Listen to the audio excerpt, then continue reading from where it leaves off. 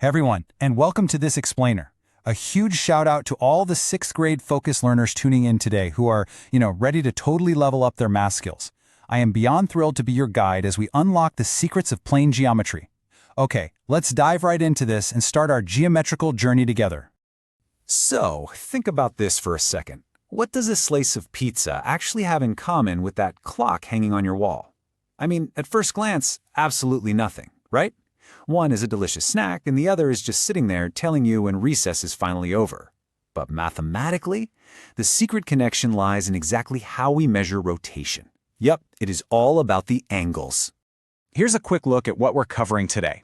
We'll hit the geometry building blocks, break down the anatomy of an angle, meet the angle family, solve the historical mystery of why we use 360 degrees, and finally, we'll spot some angles out in the wild.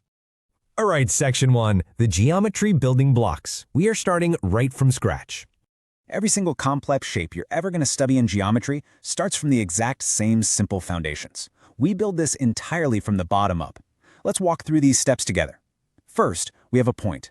Just imagine the absolute sharpest tip of a pencil leaving a tiny dot on a piece of paper. It has 0 length, 0 width, just a hyper-precise location. Step 2 is a line segment.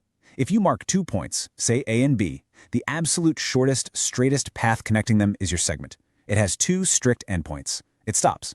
Step 3 is a line. Now a line is just a segment that basically bursts right past its endpoints and extends forever in both directions. And step 4, the ray. To really get a ray, think of a cartoon kind of like Dora the Explorer, looking up at the sun.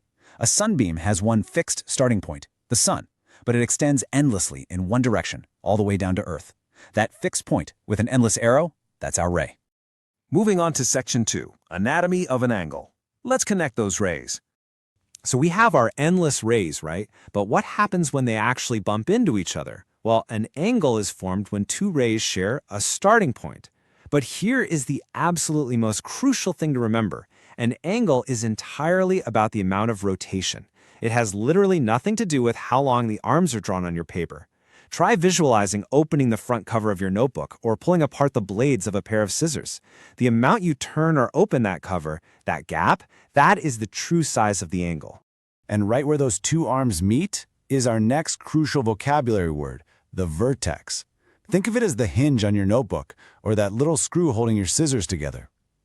When you're naming an angle using 3 letters, like angle ABC, the vertex must always be the middle letter. So in angle ABC, point B is the vertex. It's where all the action happens. Section 3 already? The angle family. It's time to classify our rotations. Now that we know how to build them, let's meet the relatives. Angles are basically grouped into a family based strictly on how wide they open their mouths. Let's compare the first 2 core family members. First up, we have the acute angle. Now, acute actually means sharp, and you can totally see why. These angles have a sharp, pointed opening. They are greater than 0, but strictly less than 90 degrees. Next, we have the obtuse angle. Obtuse just means blunt. These mouths are open much wider, so more than 90 degrees, but they stay less than 180 degrees. But what happens when the angles aren't, trapped between numbers, but actually hit exact milestones? Enter the right angle and the straight angle. A right angle is exactly 90 degrees. No more, no less. It looks like a perfect capital L, representing exactly a quarter turn. When 2 lines meet to form this perfect L, we call them perpendicular lines. Contrast that with a straight angle. That one is exactly 180 degrees. It looks just like a perfectly flat line, representing an exact half turn. And finally, we have the reflex angle. This is the ultimate stretch. Imagine just bending all the way backwards. A reflex angle pushes completely past that flat, straight 180-degree line, wrapping almost all the way around but stopping just before it makes a complete 360-degree circle. Which brings us to Section 4, why 360 degrees? Let's unpack the mystery of the circle. So we keep throwing these numbers around, 90, 180, 360, but how do we actually measure these turns? Well, mathematicians decided a really long time ago that one full, complete turn of a circle would be divided into exactly 360 tiny units called degrees. But why? Seriously, why not 100 or 10?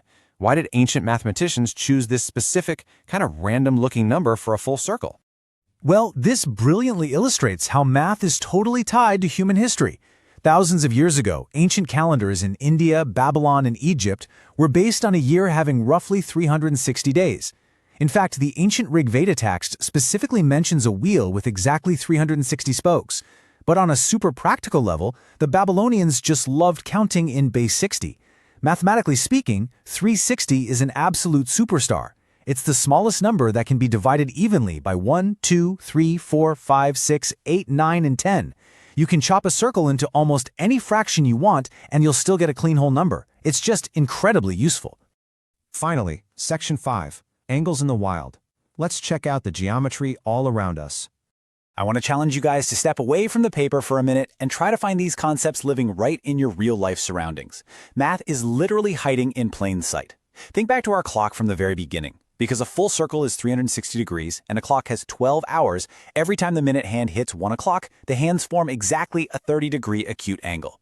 Or look at the Ashoka chakra on the Indian flag. It's got 24 beautifully spaced spokes. If you divide our magical 360 degrees by 24, you'll find that the space between each and every spoke forms exactly a 15-degree angle. Let's wrap up with one final kinetic question. Does the angle of your playground swing actually change how fast you fly? Think about it for a second.